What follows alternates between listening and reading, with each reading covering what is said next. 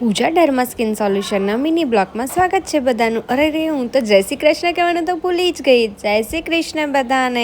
તો અમે લોકો પહોંચી ગયા છે અમદાવાદ એક્સપોમાં. આ હતો મારો સેકન્ડ ડે. તો જોઈ શકો છો તો અમે લોકો અહીંયા પહોંચી ગયા છીએ. એના પછી અમે લોકોએ બધા ભેગા મળીને અમારું કામ સ્ટાર્ટ કરી દીધું હતું. અને શું પબ્લિકનો રિસ્પોન્સ મળ્યો હતો. બધી પબ્લિક મને અલગ અલગ રીતના પ્રશ્નો પૂછતી હતી, જેનો જવાબ આપવાની મને બહુ જ મજા આવી ગઈ હતી.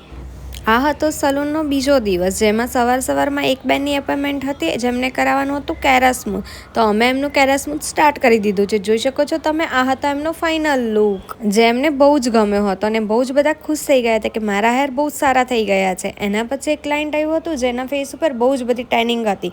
તો અમે એમનું હાઇડ્રા ફેશિયલ સ્ટાર્ટ કરી દીધું છે. એના પછી એક ક્લાયન્ટ આવ્યું જેમના ફેસ ઉપર બહુ જ બધા પિમ્પલ્સ હતા. એમના પિમ્પલ્સ જોઈને અમે એમને પિમ્પલ્સ ટ્રીટમેન્ટ સજેસ્ટ કરી અને પછી એમને કીધું કે તમે પિમ્પલ્સના ટ્રીટમેન્ટના સિટિંગ લેશો તો ધીમે ધીમે તમારા પિમ્પલ્સ ઓછા થતા જશે અને હોમ કેર તમે યુઝ કરશો તો વધુ ફરક પડશે.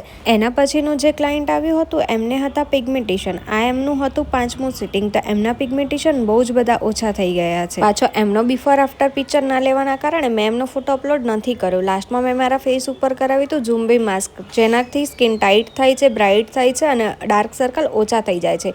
કાલે મળીશું નવા બ્લોગને નવી મસ્તી સાથે. ત્યાં સુધી મારા આઈડીને ફોલો અને સબસ્ક્રાઇબ કરવાનું ના ભૂલતા. હા, અને જતા પાછા લાઈક તો કરતા જ જજો. કાલે મળીશું નવા બ્લોગને નવી મસ્તી સાથે. By friends.